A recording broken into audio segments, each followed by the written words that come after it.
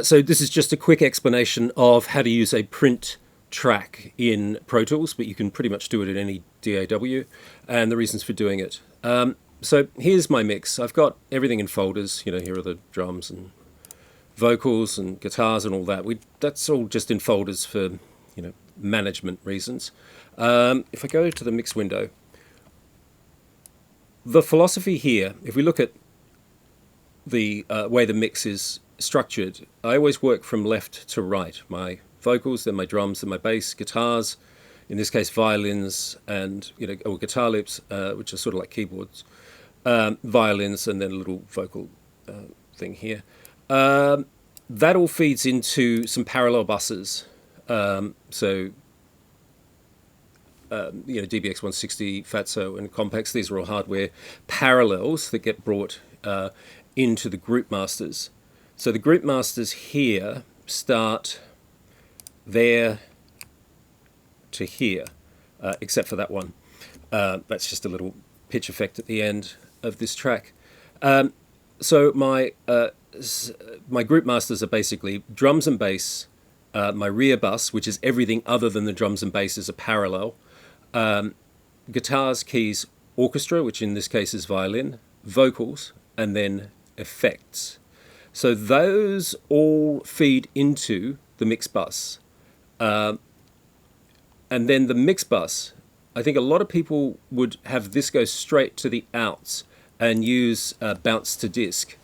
I don't like that. I don't use it. Historically, for a lot of reasons, it never really used to sound the same. It may sound the same now. I don't really know, because I use analog outboard. Anything that's in green here is a hardware processor. And if you're using a hardware processor, then it's not possible to use bounce to disk. But regardless, there's also another reason for doing so, which is, if I go back to the mix window, under my group buses here, I've got this print track, and this print track is here, so I've got the mix that I'm working on, and not just do I have it, I'm actually monitoring the entire mix off this print track. So if we come out of record enable, we just put input enable there. At the moment, if I press play, you're not going to hear what's on this track. You're going to hear whatever is coming in on the input of this channel, of this track, and that is the output of the mix bus. So the input of the mix bus is called mix. That goes to the output of the mix bus, which is called print, and then the input of this track. So the reason for it, if this didn't exist and I was just outputting this to the monitor outs, I would then use bounce to disk, either online or offline. Then my track exists outside Pro Tools, and that doesn't work for me. I want to be able to see what happened to my mix. If I didn't have this, if this wasn't here, and I couldn't see it, I've just done a mix, and then I've got no access to that mix without then going into the Finder and then importing it, or using something like Wavelab, which I do use for mastering and various other things. But it's important for me to be able to see what happened with my mix. And I can see that, that's pretty much what I would expect from a mix. There's an intro, there's a verse, there's a chorus, there's a verse, there's a chorus, there's a bridge, there's the outro. These are, it allows me to work with the file that I've just created through a print. Now, in Pro Tools, we've got playlists. Some DAWs don't have that. If I go to a new playlist here, you see I'm in relative grid mode. Let's go into grid mode. And I'll generally print a bar or two. Let's go 2 bars before, 1 bar actually, before the song starts. And we're just going to do a print of the intro. So what I would do, because this is being input monitored, I would just hit record there, and then press play.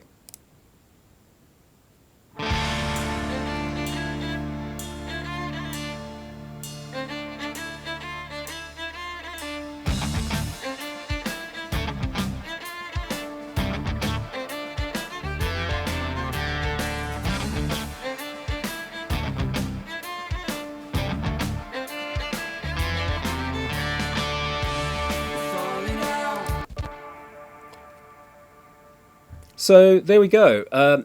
That's the print track. There is another way of doing this, which is kind of useful as well, which is using destructive punch.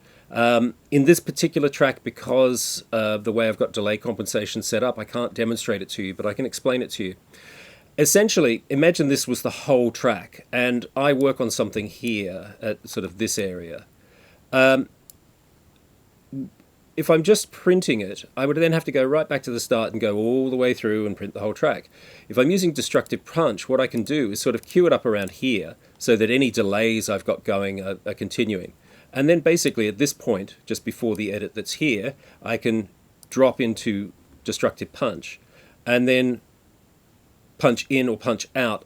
Generally once I'm in a destructive punch, I will continue through to the end of the track. Again, just so that any delays and things aren't cut off, so it feels more natural. But it's a really efficient way of not needing to print the entire track.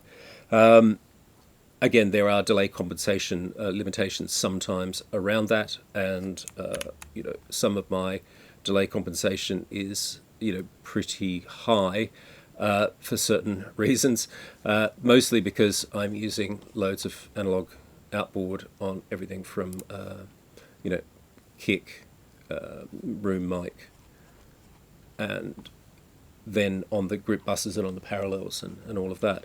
Anyway, that's a little bit of a digression, but hopefully that explains why you would where do we want that mix bus? There we go. Hopefully that explains why you would want to use a print track rather than just sending the output of the mix bus straight to the outputs to your monitor chain. It's much better to do it this way. Another thing I do which might be useful is how I print stems. So when I'm printing a track like this, if I'm not using destructive punch, I will also print all of my stems. You can see here, this is drum and bass, guitar, keys, orchestra, vocals, and effects. And that's just simply done with if I go into the I/O objects here, and I've got drums, bass, guitar, etc. Come on. So, and that means I'm not having to do a separate session just to print all of the stems. Which can sort of make session management a little bit easier. One thing about how I print stems is I don't print them through the mix bus, because if I have all of my stems individually running through the mix bus, firstly I'd have to do it 1, 2, 3, 4, 5, 6 different times rather than printing them all at once. But also all of this mix bus compression works with all of these tracks together, not separately. If I was just processing something on it as a drum and bass stem or a guitar stem, I wouldn't be putting all of this stuff on. So if I ever want to reconstitute a mix from the stems, I would set up these 6 stereo tracks and a couple of other little bits and pieces that feed into the mix bus, and then I would still have to use my exact mix bus process. And for that reason, if I start up with Pages, let's go.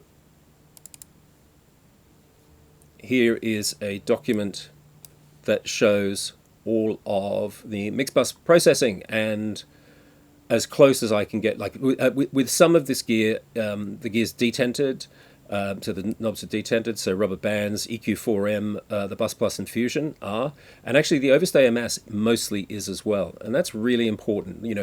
Having something with a completely variable potentiometer makes it nearly impossible to do a precise recall. And so the great thing with the units that I use, they happen to have detented potentiometers. And so then I can pretty much get back to where I was before, which is tremendous. Actually, I just noticed that's from a different song. But anyway, you get the point here. Anyway, that should hopefully cover off everything in terms of managing a mix bus and using a print track. Yeah, let me know if you've got any questions.